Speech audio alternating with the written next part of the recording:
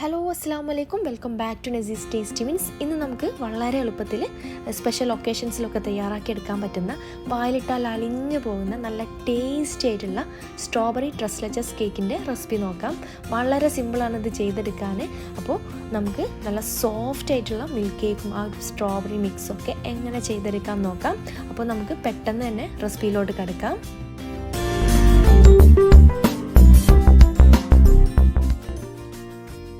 ആദ്യം നമുക്ക് ഒരു ബൗൾ എടുത്തിട്ട് ഡ്രൈ ഇൻഗ്രീഡിയൻസ് എല്ലാം കൂടെ ഒന്ന് തരിച്ചെടുക്കാം.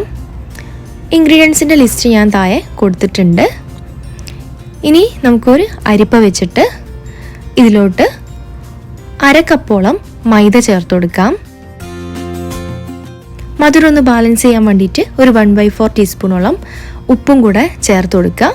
1/2 ടീസ്പൂണോളം ബേക്കിംഗ് പൗഡറും ഒരു 1/4 ടീസ്പൂണോളം ബേക്കിംഗ് സോഡയും കൂടെ ഇതിലോട്ട് ചേർത്ത് കൊടുക്കാം. ഇനി 1 ടേബിൾ സ്പൂണോളം മിൽക്ക് പൗഡറും കൂടെ ചേർത്ത് കൊടുത്തിട്ട് ഒരു ഫോർക്ക് വെച്ചോ ഒരു സ്പൂണ് വെച്ചോ ഇത് നല്ല പോലെ ഒന്ന് മിക്സ് ചെയ്തെടുക്കാം. എല്ലാം കൂടെ ഒന്ന് കമ്പൈനായി വന്നോട്ടെ. ശേഷം നമുക്ക് ഇത് ഒന്ന് തരിച്ചെടുക്കാം. ഈ ഒരു കേക്ക് ഞാൻ ഇന്ന് ഓവനിലാണ് ചെയ്ത് കാണിക്കുന്നത്. പക്ഷേ അതേ രീതിയിൽ തന്നെ നമുക്ക് ഗ്യാസ് സ്റ്റോപ്പിലും സാധാ കേക്ക് ബേക്ക് ചെയ്തെടുക്കും പോലെ ബേക്ക് ചെയ്തെടുക്കാവുന്നതാണ്. ഞാനിത് നല്ലപോലെ തരിച്ചെടുത്തിട്ടുണ്ട്. ഇനി ഇതൊന്നും കൂടെ ഒന്ന് വിസ്ക് വെച്ചോ അല്ലെങ്കിൽ ഒരു സ്പൂൺ വെച്ചോ മിക്സ് ചെയ്തെടുക്കുക. ശേഷം നമുക്ക് ഇതിവിടെ മാറ്റി വെക്കാം.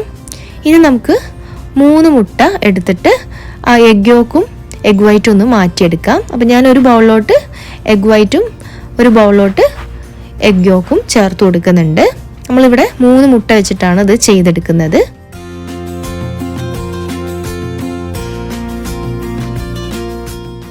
എഗ് യോക്കും അതുപോലെ എഗ് വൈറ്റും ഞാനിവിടെ ഒന്ന് സെപ്പറേറ്റ് ചെയ്തെടുത്തിട്ടുണ്ട്. ആദ്യം നമുക്ക് എഗ് വൈറ്റ് ഒന്ന് ബീറ്റ് ചെയ്തെടുക്കണം. അപ്പോൾ നല്ലപോലെ ബീറ്റ് ചെയ്തെടുക്കുക. എഗ് വൈറ്റ് ഒരു വൈറ്റ് കളർ ആവുന്നത് വരെ ഒന്ന് ബീറ്റ് ചെയ്തെടുത്തതിന് ശേഷം നമുക്കിതിലോട്ട് പൗഡേർഡ് ഷുഗറും കൂടെ ചേർക്കണം. ഞാനിവിടെ 1/2 കപ്പ് പഞ്ചസാര നല്ലപോലെ ഒന്ന് പൊടിച്ചെടുത്തിട്ടുണ്ട് ഓൾറെഡി. ഈ ഒരു വൈറ്റ് കളറായി വരുന്ന ഒരു സമയത്ത് നമുക്ക് കുറച്ച് പഞ്ചസാര ചേർത്ത് കൊടുത്ത് ഇത് നല്ലപോലെ ഒന്ന് ബീറ്റ് ചെയ്തെടുക്കാം. ഹൈ സ്പീഡിൽ തന്നെ നമുക്ക് ഈ ഒരു സമയം ബീറ്റ് ചെയ്തെടുക്കാം. എഗ് വൈറ്റ് നല്ലപോലെ ബീറ്റ് ചെയ്തെടുത്തിട്ടുണ്ട്.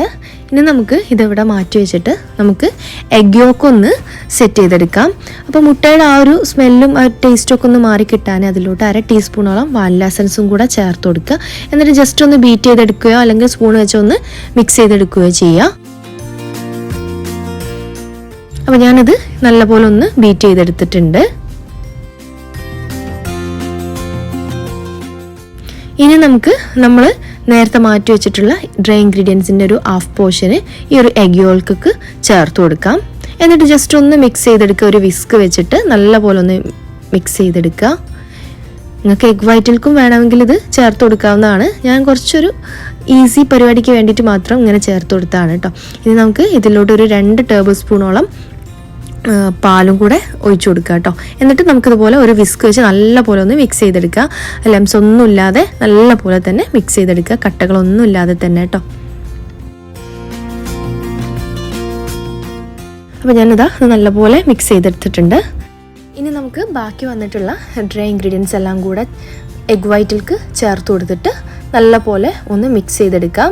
ഓവർ മിക്സ് ചെയ്യരുത്. ഓവർ മിക്സ് ചെയ്തെടുത്താൽ നമ്മുടെ കേക്ക് നല്ല ഹാർഡായി പോവും. അപ്പോൾ അതൊന്ന് പ്രത്യേകം ശ്രദ്ധിക്കുക. അപ്പോൾ ഞാൻ നേരത്തെ എഗ് യോക്കിൽക്ക് ഈ ഒരു ഡ്രൈ ഇൻഗ്രീഡിയൻസ് മിക്സ് ചെയ്തെടുത്തത് എന്തുകൊണ്ടാണെന്ന് വെച്ചാൽ നമ്മൾ ഈ ഒരു പൊടി ഇതിലോട്ട് ചേർത്ത് ഒരുപാട് മിക്സ് ചെയ്തെടുത്താൽ നമുക്ക് ആ ഒരു കേക്കിൻ്റെ സോഫ്റ്റ്നെസ് നഷ്ടപ്പെടും. അതുകൊണ്ടാണ്. അപ്പോൾ ഈ ഒരു രൂപത്തിൽ ചെയ്യുകയാണെങ്കിൽ കുറച്ചും കൂടെ നല്ല സോഫ്റ്റ് ആയിട്ടുള്ള കേക്ക് നമുക്ക് ചെയ്തെടുക്കാൻ പറ്റും കേട്ടോ. അപ്പോൾ ഇതുവരെ ഇങ്ങനെ ചെയ്ത് നോക്കിയില്ലെങ്കിൽ ഇതുപോലെ ഒന്ന് ചെയ്ത് നോക്കൂ. നല്ല പെർഫെക്റ്റ് ആയിട്ട് നല്ല സോഫ്റ്റ് കേക്ക് നമുക്ക് ചെയ്തെടുക്കാൻ പറ്റും. ബാറ്റർ നല്ല ടൈറ്റായിട്ട് തോന്നുകയാണെങ്കിൽ ഈ ഒരു സമയം 1 ടേബിൾ സ്പൂൺ പാലും കൂടെ ചേർത്ത് കൊടുക്കാം. ഞാനിവിടെ എഗ് യോക്കും കൂടെ ഇതിലോട്ട് ചേർത്ത് കൊടുത്ത് നല്ലപോലെ മിക്സ് ചെയ്തെടുത്തിട്ടുണ്ട്. ഒട്ടും കട്ടകളില്ലാതെ തന്നെ മിക്സ് ചെയ്തെടുക്കുക. പിന്നെ നമുക്കൊരു 3-4 ഡ്രോപ്സ് സ്ട്രോബെറി എക്സ്ട്രാക്റ്റും കൂടെ ഇതിലോട്ട് ചേർത്ത് കൊടുക്കാം. ഞാൻ ടൈഗറിൻ്റെ സ്ട്രോബെറി മിക്സാണ് ഇതിലോട്ട് ചേർത്ത് കൊടുത്തിട്ടുള്ളത്. നിങ്ങൾക്ക് അവൈലബിൾ ആയിട്ടുള്ള സ്ട്രോബെറി എക്സ്ട്രാക്റ്റ് ഇതിലോട്ട് ചേർത്ത് കൊടുക്കുക.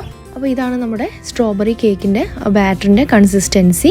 ഇനി നമുക്ക് ബേക്കിംഗ് ട്രേയിലോട്ട് ഇത് ഒഴിച്ചു കൊടുത്തിട്ട് ജസ്റ്റ് ഒന്ന് ടാപ്പ് ചെയ്തെടുക്കാം. ബേക്കിംഗ് ട്രേയിൽ എപ്പോഴും കുറച്ച് ഗീയോ ഓയിലോ സ്പ്രെഡ് ചെയ്ത് കുറച്ച് മൈദപ്പൊടി തൂവി കൊടുക്കാനായിട്ട് മറക്കരുത് കേട്ടോ. ഇനി നമുക്ക് 10 മിനിറ്റ് പ്രീ ഹീറ്റ് ചെയ്തെടുത്തിട്ടുള്ള ഓവനിലോട്ട് 180 ഡിഗ്രിയിൽ ബേക്കിംഗ് മോഡിൽ ഒരു 25 മിനിറ്റ്സ് ടു 30 മിനിറ്റ്സ് നമുക്കിത് ബേക്ക് ചെയ്തെടുക്കാം. എനിക്ക് കറക്റ്റ് 25 മിനിറ്റ്സിൽ ഇത് ബേക്കായിട്ട് കിട്ടിയിട്ടുണ്ട്. അപ്പോൾ ഇതാ കണ്ടില്ലേ, നല്ല പെർഫെക്റ്റ് ആയിട്ട് നമ്മുടെ കേക്ക് റെഡി ആയിട്ടുണ്ട്. ഒരു ടൂത്ത് പിക്ക് വെച്ച് കുത്തി നോക്കിയാൽ ആ ഒരു ടൂത്ത് പിക്ക് നല്ല ക്ലിയർ ആണെന്നെങ്കിൽ നമ്മുടെ കേക്ക് ഇവിടെ റെഡി ആണെന്നാണ് കേട്ടോ അർത്ഥം. ക്ലിയർ അല്ലെങ്കിൽ ഒന്നും കൂടി ബേക്ക് ചെയ്തെടുത്താൽ മതി, ഒരു 5 മിനിറ്റും കൂടെ. ഇനി നമുക്കൊരു ടൂത്ത് പിക്ക് വെച്ചിട്ട് ഇതാ അതുപോലെ ഫുള്ളായിട്ടൊന്ന് ഹോൾസ് ഇട്ട് കൊടുക്കാം കേട്ടോ. ഇത് ചൂടാറിയതിന് ശേഷം ഒന്ന് wrap ചെയ്ത് നമുക്ക് ഫ്രിഡ്ജിൽ വെച്ച് ഒന്ന് തണുപ്പിച്ചെടുക്കാം. ഇനി നമുക്ക് സ്ട്രോബെറി മിൽക്ക് മിക്സും കൂടെ ഒന്ന് റെഡിയാക്കി എടുക്കണം. അതിന് വേണ്ടിയിട്ട് ഞാനിവിടെ ഒരു 1/4 കപ്പോളം കണ്ടൻസ്ഡ് മിൽക്ക് എടുത്തിട്ടുണ്ട്. അത് നമുക്ക് ഒരു ഗ്ലാസ്സിലോട്ട് ഒഴിച്ചു കൊടുക്കാം. കണ്ടൻസ്ഡ് മിൽക്ക് നമ്മുടെ മധുരത്തിനനുസരിച്ച് കൂട്ടുകയും കുറയ്ക്കുകയൊക്കെ ചെയ്യാവുന്നതാണ്. ഇനി ഇതിലോട്ട് ഒരു 1/3 കപ്പോളം പാലും കൂടെ ചേർത്ത് കൊടുക്കാം. എന്നിട്ട് നല്ലൊരു മിക്സ് കൊടുക്കാം. കണ്ടൻസ്ഡ് മിൽക്ക് നല്ലപോലെ ഒന്ന് മെൽറ്റായി വന്നോട്ടെ. ഇനി ഇതിലോട്ട് വേണ്ടത് നമുക്ക് ഇവാപ്പറേറ്റഡ് മിൽക്കാണ്. അത് ഇല്ലാന്നുണ്ടെങ്കിൽ നിങ്ങൾക്ക് വിപ്പിംഗ് ക്രീം യൂസ് ചെയ്യാവുന്നതാണ്. ഞാനിവിടെ ഈ ഒരു റെയിൻബോൻ്റെ ഒരു ചെറിയ ടിന്നാണ് എടുത്തിട്ടുള്ളത്. അത് മൊത്തമായിട്ട് ഞാൻ ഒഴിച്ചു കൊടുത്തിട്ടുണ്ട്. ഇനി ഇതിലോട്ട് സ്ട്രോബെറിൻ്റെ മിക്സ് ഒരു 3 ഡ്രോപ്സും കൂടെ ഒഴിച്ചു കൊടുത്ത് നല്ലൊരു മിക്സ് കൊടുക്കാം. ഇത് നല്ലപോലെ തണുപ്പിച്ചിട്ട് വേണം നമ്മൾ യൂസ് ചെയ്യാൻ വേണ്ടിയിട്ട്. അപ്പം നമ്മൾ സ്ട്രോബെറി കേക്കും അതുപോലെ സ്ട്രോബെറി മിൽക്കൊക്കെ നല്ലപോലെ ഒന്ന് തണുപ്പിച്ചെടുത്തിട്ടുണ്ട്. അതിനുശേഷം നമ്മൾ ഈ ഒരു കേക്കിൻ്റെ മുകളിലോട്ടായിട്ട് ഈ ഒരു സ്ട്രോബെറി മിൽക്കിൻ്റെ ഹാഫ് പോർഷന് ഒഴിച്ചു കൊടുക്കാം. ഇതുപോലെ കുറച്ച് കുറച്ചായിട്ട് വേണം ഒഴിച്ചു കൊടുക്കാൻ. നമുക്ക് ഒന്നും കൂടെ ഒന്ന് തണുപ്പിച്ചെടുക്കാം. അതിനുശേഷം നമുക്ക് ഇതിൻ്റെ മുകളിൽ വിപ്പിംഗ് ക്രീം സ്പ്രെഡ് ചെയ്ത് കൊടുക്കാം. ഞാനിവിടെ 1 കപ്പ് വിപ്പിംഗ് ക്രീമാണ് യൂസ് ചെയ്തിട്ടുള്ളത്.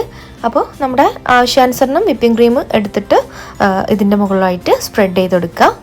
അപ്പോൾ ഞാനൊരു ഈസി വേക്ക് വേണ്ടിയിട്ട് പൈപ്പിംഗ് ബാഗിൽ വിപ്പിംഗ് ക്രീം ചേർത്തിട്ട് അതിലാണ് സ്പ്രെഡ് ചെയ്ത് കൊടുക്കുന്നത്. നമുക്കിഷ്ടമുള്ള രീതിയിൽ ഇത് സ്പ്രെഡ് ചെയ്ത് കൊടുക്കാം. അപ്പോൾ ഞാൻ വിപ്പിംഗ് ക്രീമൊക്കെ നല്ലപോലെ ഒന്ന് സ്പ്രെഡ് ചെയ്ത് കൊടുത്തിട്ടുണ്ട്. ഇനി നമുക്ക് കുറച്ച് സമയം ഫ്രിഡ്ജിൽ വെച്ചതിന് ശേഷം ഒരു കത്തി വെച്ച് ഇതുപോലെ ഒന്ന് വരച്ചു കൊടുക്കാം. നമുക്ക് ജസ്റ്റ് ഒന്ന് ഡെക്കറേറ്റ് ചെയ്തെടുക്കാൻ വേണ്ടിയിട്ടാണ്. നമുക്ക് കട്ട് ചെയ്തെടുക്കുന്ന ആ ഒരു പോർഷൻ മാത്രം ജസ്റ്റ് ഒന്ന് വരച്ചെടുക്കുക കേട്ടോ. എന്നാലും നമുക്ക് ആ ഒരു സ്ട്രോബെറി മുകളിൽ വെച്ചുകൊടുക്കാൻ ഭയങ്കര ഈസി ആയിരിക്കും. അതുപോലെ തന്നെ കട്ട് ചെയ്തെടുക്കാൻ ഈസി ആയിരിക്കും. ഞാൻ സ്ട്രോബെറി ഇതുപോലെ 2ആയിട്ട് കട്ട് ചെയ്തിട്ട് ഒന്ന് വെച്ചുകൊടുക്കുന്നുണ്ട്. അപ്പോൾ ഞാൻ 8 പീസായിട്ടാണ് ഇത് കട്ട് ചെയ്യാൻ വിചാരിച്ചിട്ടുള്ളത്. അതുകൊണ്ട് ഞാൻ 8 പീസ് സ്ട്രോബെറിയും ഇതുപോലെ വെച്ച് കൊടുത്തിട്ടുണ്ട്. അപ്പോൾ നമ്മുടെ സ്ട്രോബെറി ട്രസ്ലെറ്റ് കേക്ക് ഇവിടെ റെഡി ആയിട്ടുണ്ട്. ഇത് കാണുമ്പോൾ തന്നെ നിങ്ങൾക്ക് മനസ്സിലാവും എത്രത്തോളം സോഫ്റ്റ് ആയിട്ടുള്ള കേക്കാണ് എന്നുള്ളത്. അപ്പോൾ ഇതുവരെ ട്രൈ ചെയ്തിട്ടില്ലെങ്കിൽ എന്തായാലും ട്രൈ ചെയ്യേണ്ട ഒരു റെസിപ്പിയാണ് കേട്ടോ. വളരെ സിമ്പിളാണ് ഇത് ചെയ്തെടുക്കാൻ. എങ്ങനെ ചെയ്താലും ഇത് പെർഫെക്റ്റ് ആയിട്ട് കിട്ടും നിങ്ങൾക്ക്.